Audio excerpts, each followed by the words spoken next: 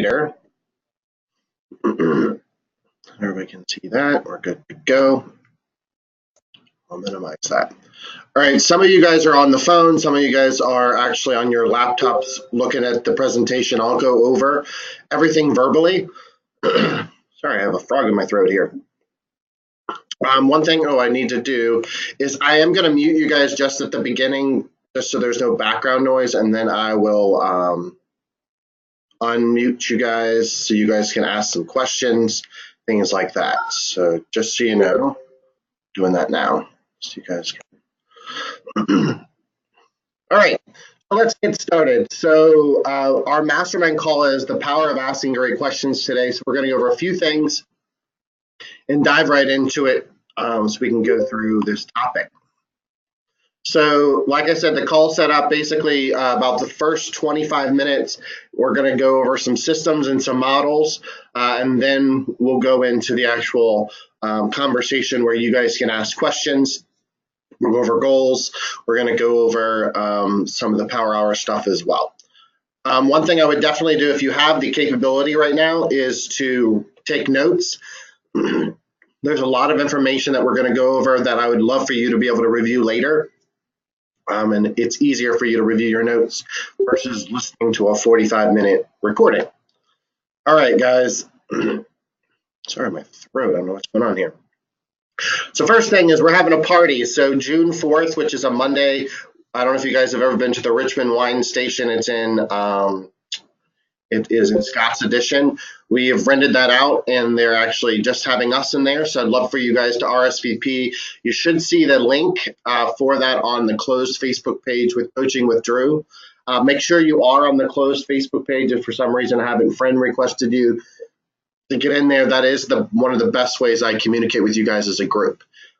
I'm excited about it. It's going to be a casual environment. You can bring one additional guest. If you've never been to the Richmond Wine Station, it does have beer. It has wines. We'll have soda and water as well, and appetizers.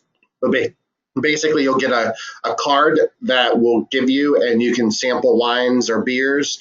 And then there's just fun and entertainment for everybody. All right, so we're doing that. Also, I want to make sure you guys know that there's a class called Systematize Your Business. It's $79. It's actually next Thursday. It's a full day. It gives you breakfast, lunch, and there's a 125-page manual. This is for every level of real estate agent, whether it's the experienced, the new, or the teams. Pam O'Brien is coming in. She's going to actually take the MREA book and start to dissect certain parts of it so you guys can really start to understand how you need to set your business up so you are running it like a team, even if you're a solo agent, and also how to be more efficient with some of your time. Because one thing I've noticed, you believe maybe it's just me, but I never have enough time in the day, right? So make sure you guys are doing that. It is a cost, $79, but I want you to kind of think of it as an investment. Some of the best training that I went to, I paid a lot of money for, but it made me twice, 3 times the investment that I had in that class. Okay. Power Hour is every day. You guys know that. One thing you may know a little bit different is on Thursday, it's actually going to be script practice. So thanks for you guys for feedback. Some of the feedback was we're not practicing our scripts, or we're not learning our scripts at a high enough level. So Thursdays at 12 noon, we're going to spend really pretty much 45, maybe 50 minutes of that whole time practicing scripts. So if you feel like you need to work on mastering your scripts, I would definitely show up on Thursday. Of course, you know your standard is to show up a total of 2 Power Hours per week. So that might be one to tag on to. Of course, I'm begging, I'm pleading. I would love for people to sign up to lead Power Hour. If you're a new agent, it's not hard. It's 15 minutes. I give you the agenda of things to go over. If you've been in coaching for a while, I would question why you're not leading Power Hour. Leading by example sets you up for leading your sellers, leading your buyers. So I'm curious why we're not getting signed up for that. So I would love to see that as well. I'll repost that on Facebook so you guys can sign up that link. I think Denise emailed it to you guys the other day. You should have access to that. All right. Last thing for the announcements. is next week, which I know is a fifth week. We are going to have group coaching because I was out of town last week at a training. But specifically, it's going to be 11 o'clock. We are going to do a role play. We're going to do the buyer consultation. We're going to put you guys in groups of 3. We're going to practice. We're going to work on asking questions with our buyers. So we're going to work on this. So some of the things and skills that you're learning today in this call, you're actually going to apply next week in your buyer consultation so we can start sharpening these skills. So I want you all to attend next Wednesday at 11 a.m. and it'll be for an hour there. All right, so that gets to that. Goals, this is our May goal. We're obviously, what is it, the 23rd? So we're on the near end of goals for May. I'm just giving you a little snapshot of what's going on. First thing is we are 6 houses away from hitting our new listing goal. This is the first time we've ever come this close. Our goal was 20, we're at 14. So anybody has new listings in the next few days, please get them in MLS and get them rocking and rolling so we can hit our goal for our listings goal. One thing I'll notice, you may notice in your own business, if we're hitting our listings goal, the other ones tend to fall in place, meaning pendings and closed. One thing you may also notice is our pendings. Right now we have 22. We are a little behind, but the cool part is that for the first time ever, and I'm telling you ever, in the 3 years I've been a coach, we're now at 50-50 on the listings and the buyers. So which means we're taking more listings than we ever have before because 11 of our listings are under contract and 11 of our buyers are under contract. The reason why I mention that is because in the systems and models that we learn at MREA, that's a balanced real estate business. So we're finally getting to that point where we're focusing on sellers at a higher level. So I'm happy and proud of you guys. We have about 7 more scheduled closings for the month. We're at 19. We will not hit our goal, and we will not hit last year. Last year, we had 27 closed houses. Our goal this year was 36, so we were just increasing it by 10, and we're at 19. So it brings me to when we have a gap in our business. You may have a gap in your business. We have a gap as a group. Is what do we need to do to fill that gap? And I mentioned it in the team meeting yesterday is a lot of it's the activities, right? The activities that we're doing. So it kind of brings us to the topic that we're talking about today, which is I want you to think about this question and ask yourself this. What can I do to grow my business and convert leads in my pipeline? So you've got a group of people now that are on the fence, right? Those are people, buyers or sellers, or you're in conversation with certain people. And what could we do to get them off the fence to convert them at a higher level? And I think that's the biggest challenge in real estate is constantly looking at that pipeline and strategizing with it. The answer? Learning how to ask powerful questions. That's ultimately what we're going to focus our energy on today. And so guys, I want you to really use your ears, use your listening skills, really start to open up your brain and your mindset into how we can start to ask better questions and specifically powerful questions. I think if we start to really work towards mastery on this, you are unstoppable in this business, and as a group, we are unstoppable of hitting our goals. And yet I can tell you, self-confession, I still struggle with asking powerful questions. It's a skill that I'm working on every day. So I want you guys to be aware of it. So I'm going to talk to you guys a little bit about how our brain works. And I'm not going to bore you, and I'm definitely not a scientist or anything like that. But one of the things I want you to know is that we have these 4 brains that are there's actually 4 different parts of our brain in our head that I want you to be aware of. And the cool thing about this is all 4 of these are designed, it's a fight or flight kind of mindset of why we need to ask questions. So when you're talking to a seller, are you talking to a buyer? Or heck, if you're talking to your kids or your spouse or partner, these 4 brains inside your head are all firing, and all the kind of the energy and the chemical makeup of it makes sense. So if you look at the screen, that's great. If you're not, I'm just going to explain it real quick. There's the neocortex, which the neocortex is really the main part of your brain. It's in the frontal lobe. It's the front part of your brain. If you're touching your forehead, goes all the way back to the near part of the back of your head. This is the brain that is your thinking brain. It wants to learn. So if you change the way you ask questions with your sellers and your buyers, you're going to get them to open up their neocortex to start having them think differently, because your brain wants to absorb information. The second part is the emotion part of our brain, which is kind of in the middle part. It is our long-term memory and our emotions, which is important because we know logic makes a person think. We also know emotion makes them act, right? And I've said that multiple times. So that limbic system in your brain is the emotional trigger that is getting everybody charged up, whether if maybe you're in a home inspection situation or you're on a listing appointment, that emotion that they're showing you is coming from that limbic part of their brain. Then there's the cerebellum. So the cerebellum is near the base at the bottom of your brain, and that's the goal getter. That is something where your brain is like, okay, I know what I need to do. I have emotional connection to it. Now let's make it happen. Let's do it. The last part is the stem, or that brain stem at the bottom, at the very base. That's your problem solver. The one thing that's a challenge with your stem, though, is it's also a fight, flight, or freeze. This is also the part of your brain that when something dramatic happens in your world, some of us freeze. We don't know what to do. It's a traumatic event or it's a traumatic thing that's happening, and so we kind of just blank out. And so the reason why I want to bring up these four brains is that if we truly ask more powerful questions, we're going to use these part of our brain makeup and the other buyers and sellers makeup. We're going to make them think at a higher level. And if we can do that, or when we do that, we can make better decisions with the transaction, with choosing to list with you, to choosing to sell your home with you, to choosing to lower the price, whatever the question or the problem is, your brain functions that way. So I'm not trying to geek out with you guys, but I wanted you to know kind of the way that the brain works is important, because that is how the power of questions is so important in the way that we kind of make up kind of going through that.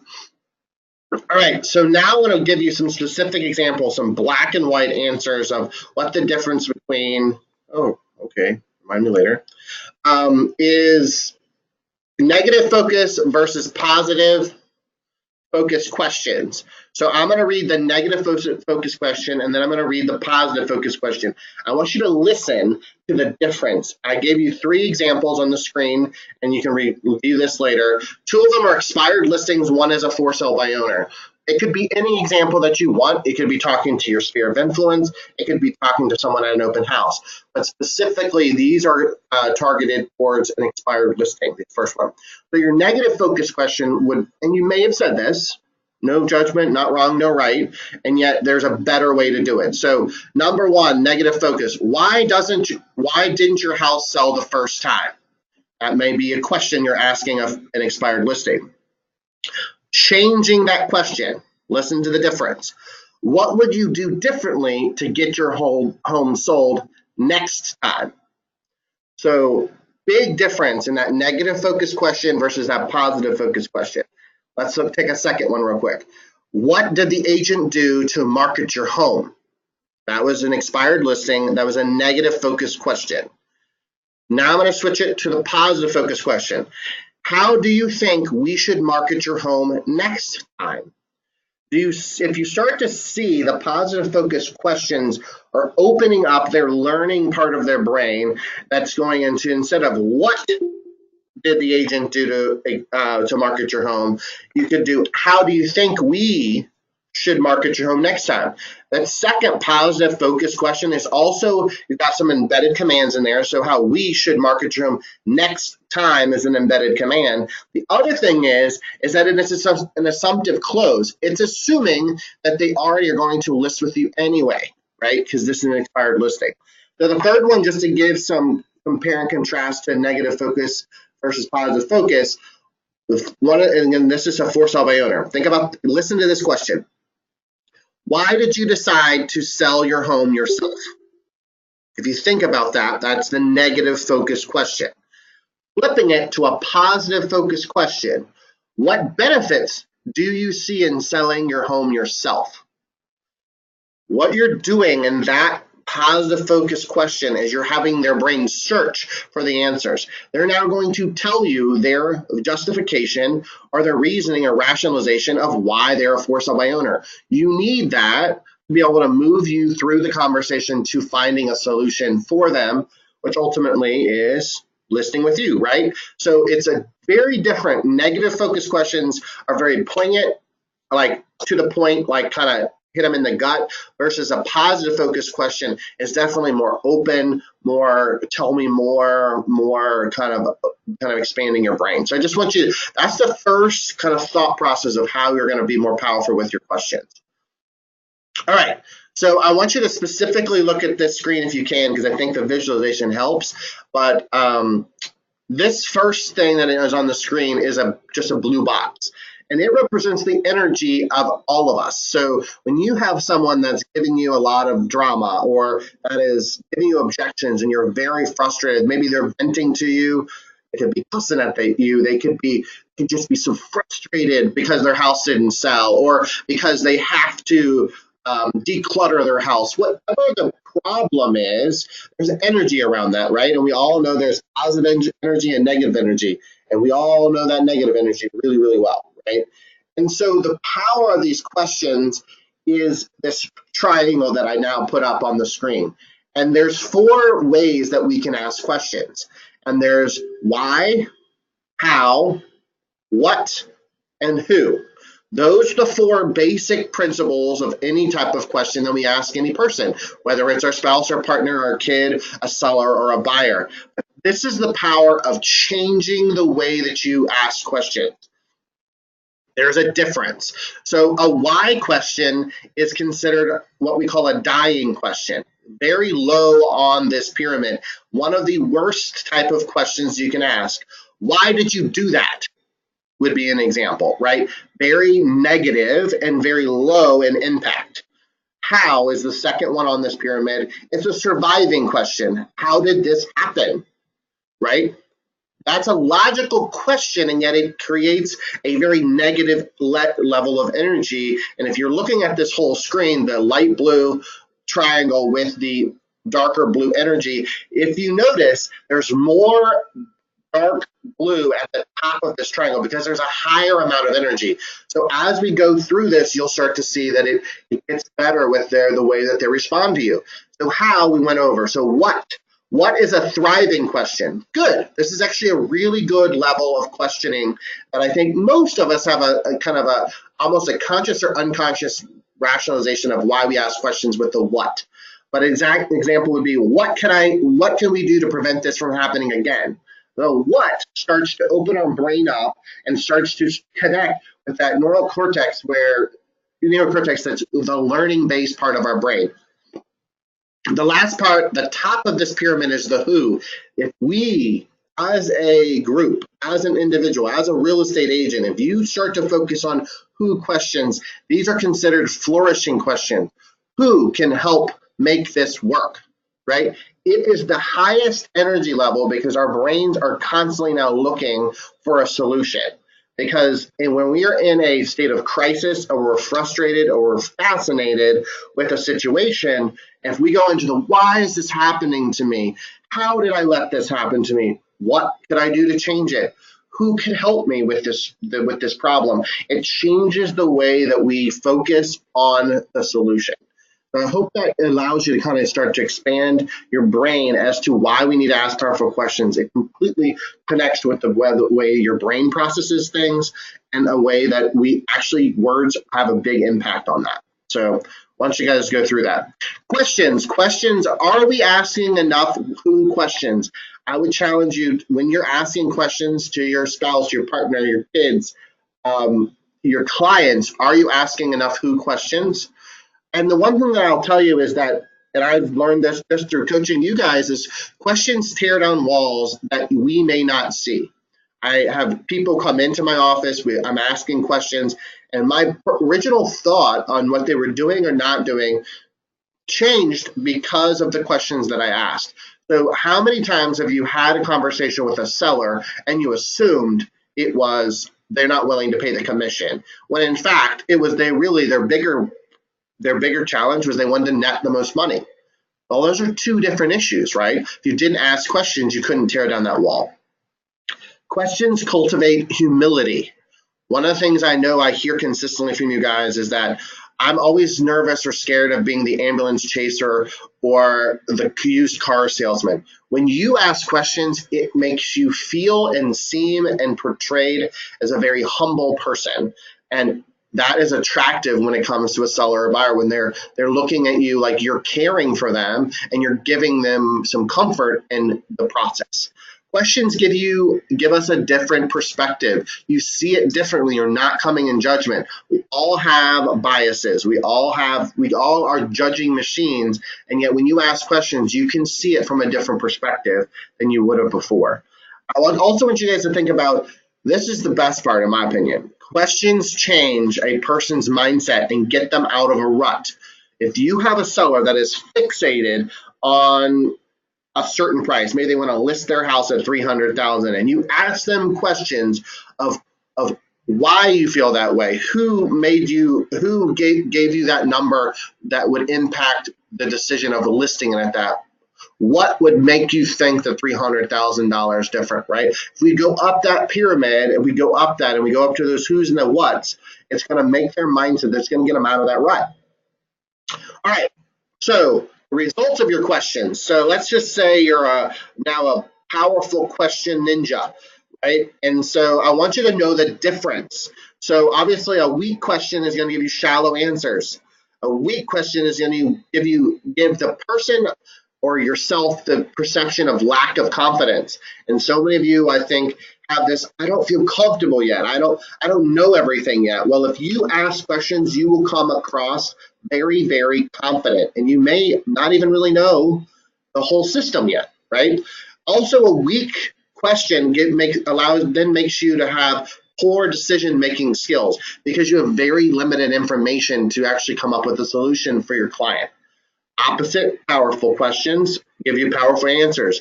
They live a life of confidence. You will allow to be more confident with your decision-making skills on representing your buyer or seller if you ask more questions. All right. The last thing I would always say is if you're not getting the right answers, then you're not asking the right questions. If you're looking at your pipeline, guys, and you see that you are not moving these people along from a C to a B to an A to listing with you to writing an offer with you to getting them under contract to close, you are not asking the right questions, right? Because we're not getting the right answers. We've got to change that. We've got to reapproach it. It's never too late to go back in and ask new questions. All right, so this is something I want you to consider doing. I want you to observe yourself when you're on the phone with someone, or if you're role playing with maybe your script partner or someone in coaching. I want you to take out a piece of paper. I want you to draw a line down the piece of paper. On the left side, I want you to put T for telling. On the right side of the piece of paper, I want you to write Q for questions. I want to know that when you're in a conversation with someone, are you telling them or are you asking them questions? And what I will find, and what I have an assumption, maybe I'm hallucinating, is that realtors like to look good and be smart, right? So we tell them everything that we want to know about the buying process. We tell them everything we need to do about selling their house rather than asking questions. So what I want you to do is work in observing your telling versus questions responses. I want you to tally them up, like you can see on the screen. I want to know that if you are higher on the telling or you're higher on the questions. I asked someone yesterday, and I asked her, if you were to rank that last appointment you had, what number would you say telling was and what would you say on questions? Her response was they're probably about equal. We always want the questions to be a higher tally mark because we know, based on what we just talked about for the last 5-10 minutes, that if we're asking more questions, we're leading that conversation at a higher level. We're giving them much more confidence that we know what we're doing and saying and instructing them to do. Just want you to put that simple kind of observation tool that I just shared with you into practice immediately. Anytime you're practicing, anytime you're on the phone, are you telling or are you asking questions?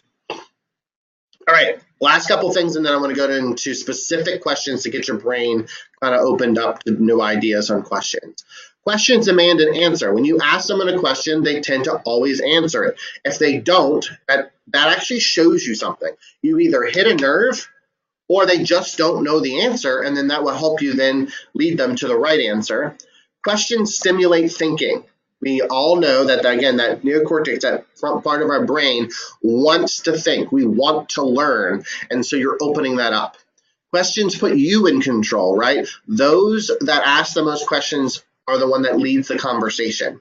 Questions allow you to control the narrative or story. So many of you guys, I think, have this frustration, fascination, or fear of objections. If you're asking questions, you can divert a lot of the objections because you already are leading them in the right direction anyway, and it's not going towards the objections that they even had in their brain originally. Questions also get people to open up to you. The only way you're going to be able to help somebody at the highest level in real estate is to truly know what their real issue is. And we've got to make sure the questions lead us to the real issues, because that's where the buyers or liars kind of concept comes from. They're not liars. We just didn't ask them enough questions to give them the opportunity to share with them what their real problem is, to give them the solution. All right. Questions get people to persuade themselves into a solution. No one likes to be told what to do. Anybody on this call that likes to be told what to do, I would question that. You want to always self-discover the answer. And the reason for that is for two reasons. Number one, if you're buying into your own story, if you're buying into your own solution, you're more likely to do it. And number two is that ego of us saying, I don't want to be told what to do. So when you go into a seller or a for sale by owner or an expired and you're specifically telling them what to do, they're going to deflect and they're not even going to absorb the information.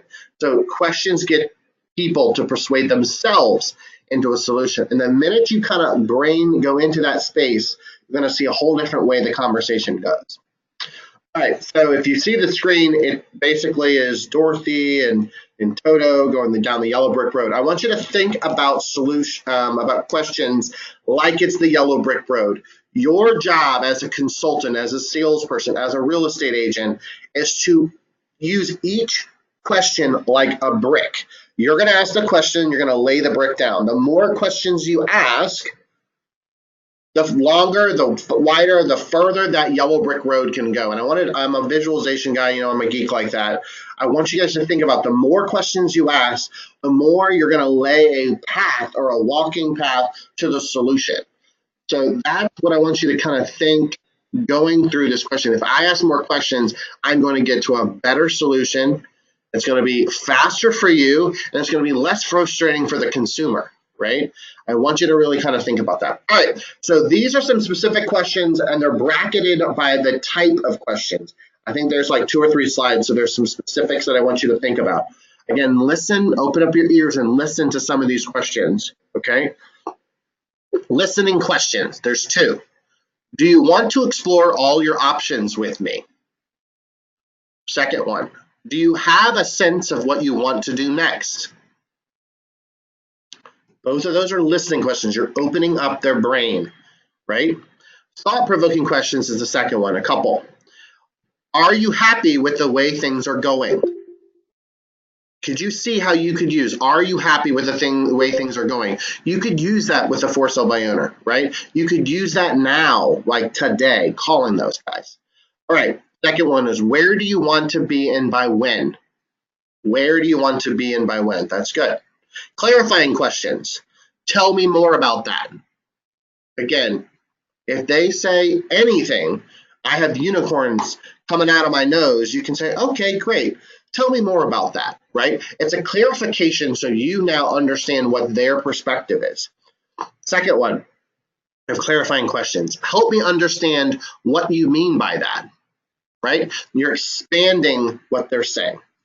These are actually permission questions. I really think in the dominant personality, IDs, we got to watch these, and also I's, because you guys are talking 100 miles an hour. Permission questions are, number one, a sign of respect to the consumer, but it also shows that you are wanting to be in a partnership with them. So permission questions are, could I suggest something? Second one, can I share something with you? right? You're asking permission to go to the next step. So then you can go into telling, right? We can ask a question and then lead into telling, and yet then we need to get out of the telling very quickly, right? But that permission question allows you to kind of enter that space quickly from that perspective. All right, a few other ones and we'll get through this. Thinking questions. This one's good. How important is this issue to you? Really powerful, because sometimes we think it's the issue and they're like, it's not that big a deal, right? How long have you been feeling this way? The word feeling is very specific in that question because we know there's emotion, right? We know logic makes them think, emotion makes them act. Again, the feeling, the word feeling is important in that question. Reality questions. There is a difference, though. Let me make sure reality questions are not interrogation questions. They're not leading the witness questions. These are just questions that are leading them into the possible reality that the choice they're about to make is not the correct one, right? You can't tell them that it's the wrong choice. You've just got to then ask reality questions to kind of get them to discover them. What have you already tried? Or what have you tried already, either way? How long can you wait till it is sold? Do you have a plan if your home does not sell? Right? Those are reality questions that are going to impact their decision, right? Motivating questions is the next group. Why is that important to you? What will that ultimately do for you? Both of those are motivating them to make a decision, right? Or also what we call future forecasting. There is showing them, it's allowing their brain to think in the future, if we actually make this happen, we get your home sold, you could then X move to Florida or be with your grandkids, right? Planning questions. These are good. What is your game plan moving forward? What do you think your next step is? So again, these are soft close techniques as well. You do your listing presentation, you go over the listing agreement, and they're kind of like giving you body language that they're not ready to sign. Then you can say, what do you think your next step is? And maybe it's, well, I need to read the contract. Well, let's just read it together right now and get it signed, right? So we need to know what that is because they might be processing the information differently. Last group of questions I want you to kind of think through is the resource questions. What kind of resources do you need from me? What information do you need to make the best decision for yourself and your family? And then business questions and then summary questions are they kind of have a similarity. This is interesting. I love these right here. So business building questions.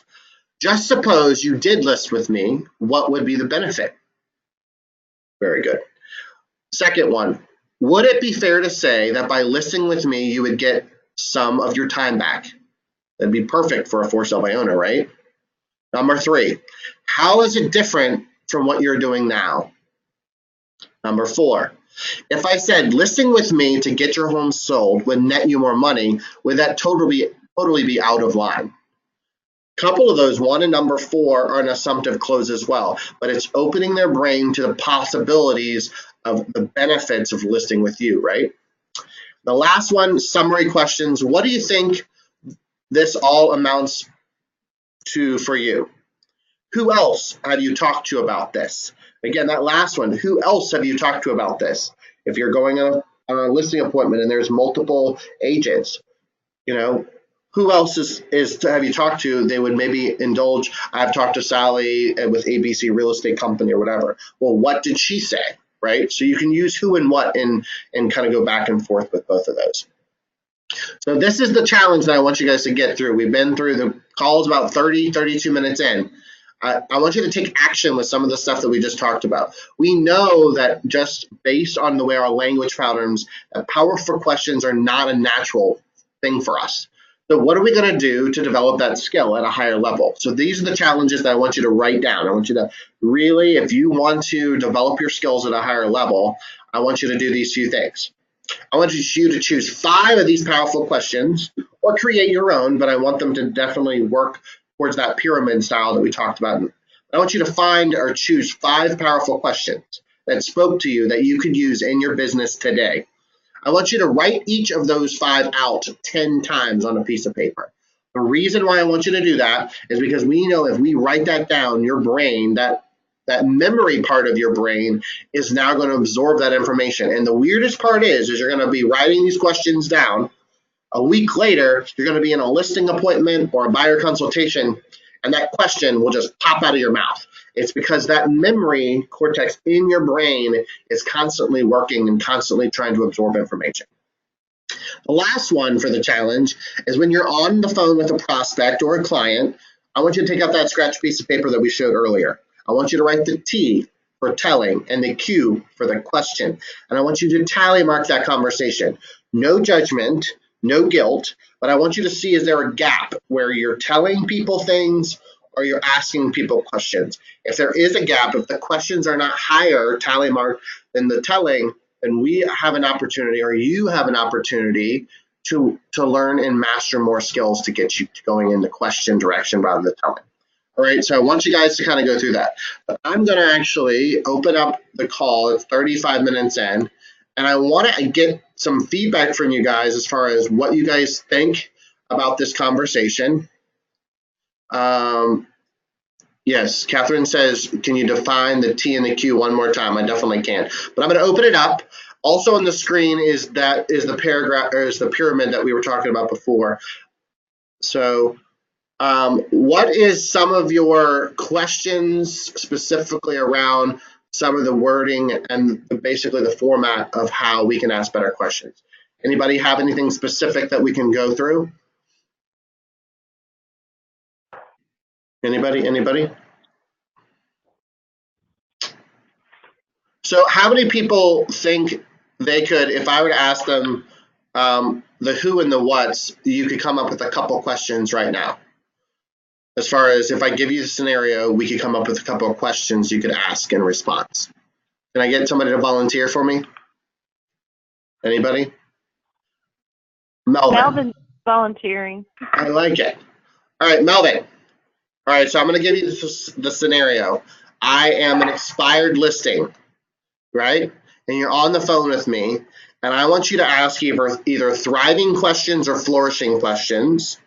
So that'll be a what question or a who question. I'm sorry, I didn't hear any of it because I switched over to phone call audio instead of having computer audio. So can you repeat the question? Absolutely. So it is an expired listing, and I want you to ask me a question that's either a thriving question or a flourishing question. So it's a what question or it's a who question, right? So okay. I want you to ask me a question on something related to an expired listing. Okay. What can we do differently this time around that we should have done the first time around to get your household? I think we need to do more open houses. Okay, so it sounds like to me. Okay, so why do you feel like we need to do more open houses? My agent last time didn't do any. Okay, so it sounds to me that it's very important for you to have open houses. And what do you think open houses will bring to you? I think more buyers. I mean, we need buyers, yes. And ultimately, that's what we're trying to do is bring in buyers. Is that correct? Yes. Okay, so it sounds like to me we need to hold more open houses so that we can bring more buyers to your house so we can actually get your house sold. Correct. All right, so let me reverse it and see that if this is me expanding myself as well. Here we go. Let me reverse it that I'm the agent and you're the consumer, okay? Okay. All right, so Melvin, what do you think we need to do differently this time when we put your house back on the market? After open houses, the same way. More open houses. So who do you think is going to actually come to these open houses? Buyers. I feel like buyers will come to open houses. All right. And what is the approach that you expect from me to attract as many buyers to come to this open house? I'm not sure what approach I expect. I just think that buyers do come to open houses. Okay. Well, do you mind allowing me to share with you some strategies that I use to get people to open houses? Yeah, I don't mind at all. Great. So I call from 9 to 11. So when we have our open house scheduled on Sunday, I'll call at least 100 people. So whoever we know that's in the market will be identified at that point. We're also going to door knock your neighbors. So that'll give you value as far as if the neighbors know somebody who's looking to buy in the area, because we also know there's 6 degrees of separation. Can I ask you though, who do you know that you possibly could invite to your own house at the open house? I can invite coworkers and neighbors. I may All know right. some. Awesome. So if I gave you flyers and information, you would be willing to post that kind of in your workspace, things like that? Sure. Yeah. Okay. How about those that you may know in your social media sphere? Do you have a Facebook account? Yeah, I do have a Facebook account. What do you think we could post on there that would give them enough information to maybe entice them to come to our open house? I'm not sure what we can post on there to give them more information. We could just post our house and say that we're selling a house. If you know of anyone who's looking to buy, then bring them over to our open house. Yeah, well, and I appreciate that. And I think what we would do is we would take that approach that you would share my post through social media with your friends. And so my 3,000 friends, now your 3,000 friends, now we've attracted a whole new group of buyers after looking at that post, would probably attend the open house. So I think that's a great approach. I'm excited about that. Aren't you? Yes, yep, I'm excited about it as well. All right, so do you see, as I'm going through that, I'm working and learning with questions as well. It's important for me to look at this triangle on the what and the who. You can probably see a little bit of my stutter or my hesitation because I wanted to go to the why or how, right? Yeah, I always wanted to go to the why, and that's why I couldn't dive that deep, because I wanted to immediately go to the why. And so I think I know myself, I always go to the why and the how because that's how I was trained. That's how I was brought up. And the what and the who gives me a little bit more depth and meaning to the conversation. So thanks, Melvin. I appreciate you kind of diving in there. What do you guys hear based on the 40 minutes that we've been together that is kind of stuck out for you guys? And what are maybe specific things that you could do in your business to start using this principle of asking powerful questions at a higher level? Anybody? Hey, Drew, can I ask you a question? Of course. This is Jesse. Okay, so when you Happy were birthday, doing by your the way. questions, oh, thank you. When you were doing your questions, that was amazing because I'm so terrible at this. But even That's a when limiting you belief. were doing it, sorry, what? I said that's a limiting belief. You are not bad at questions. Ugh, okay, well, so even when you were doing it, a few times, Yeah. this is maybe a limiting belief, but a few times when you were to ask a question, I felt like it was almost, so my fear when asking too many questions is that they will feel challenged.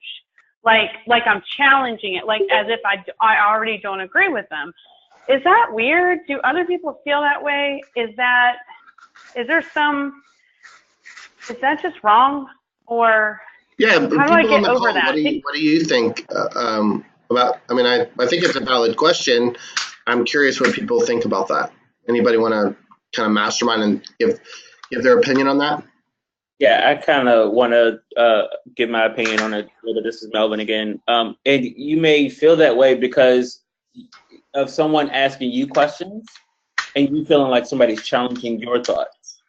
When sometimes when working with somebody else, it's not that case. It's not always the case when working with another seller or something like that. You're more intriguing and you're more asking deeper questions.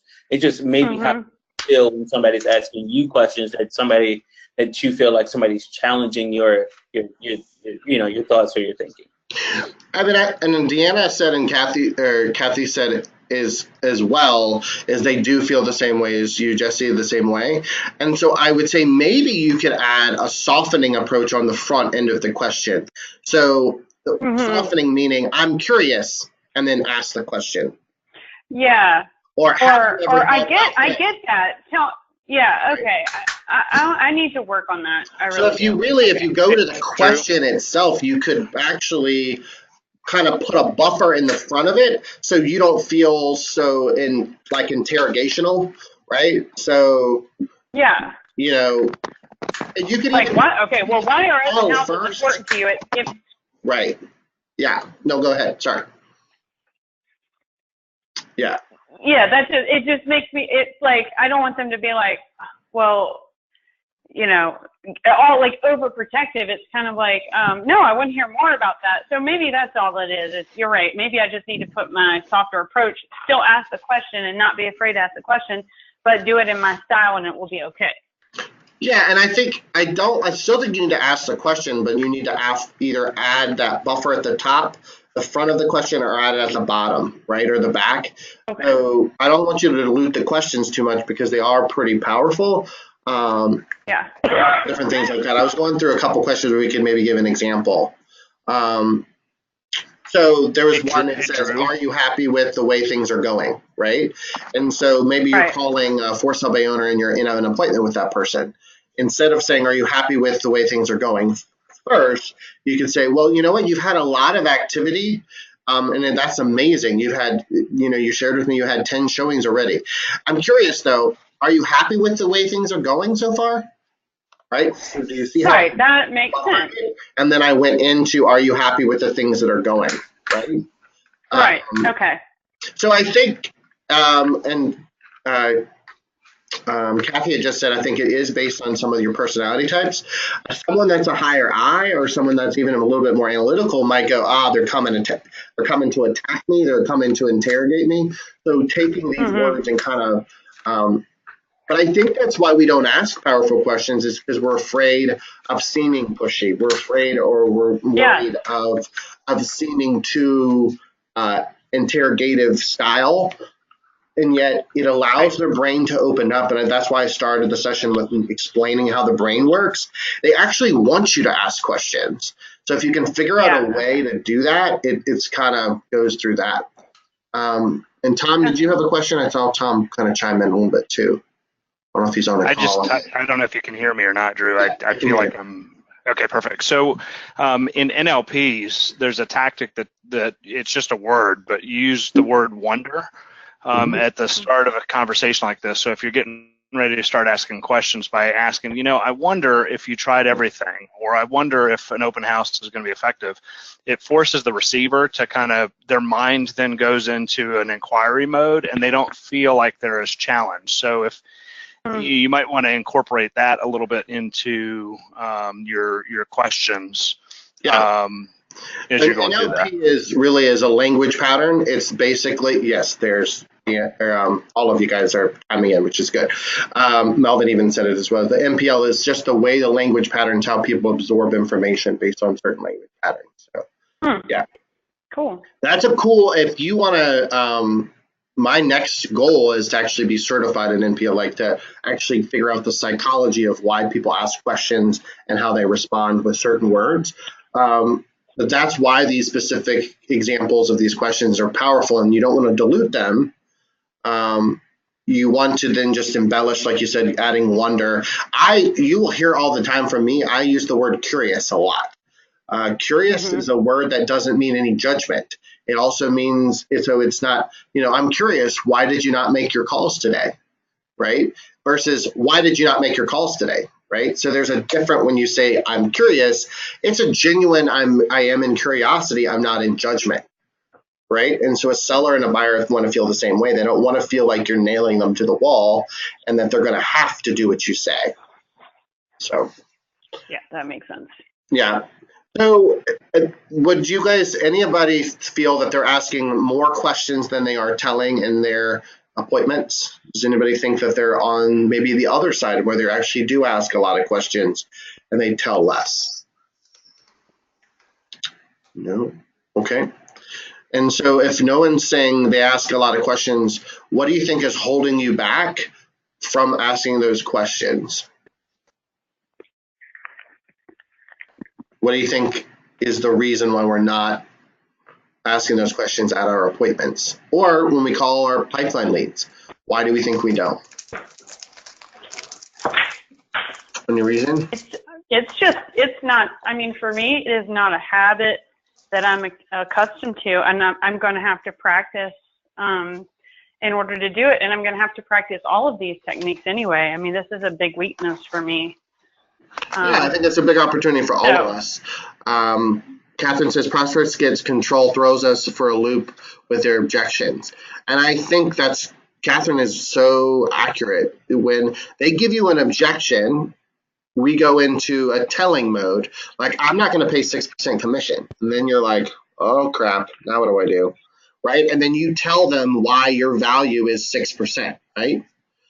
Rather than us saying, okay, here's the objection, here's something right in front of us. How can we ask questions to uncover and to lay that brick pattern? So I'm curious, why is 6%, why is the 6% a challenge for you? Well, I had another agent that offered 5%. Okay. And so based on that, what did they tell you that they're going to do differently than what I'm offering to do for your house to get it sold quickly? Right? So it's just asking more questions rather than saying, well, that's my standard commission, or I have to pay my broker, I have to pay marketing, and I have to feed my family, right? So it's not telling, it's more of, let me ask you some more questions to uncover why that 6% is so important to you or not important to you.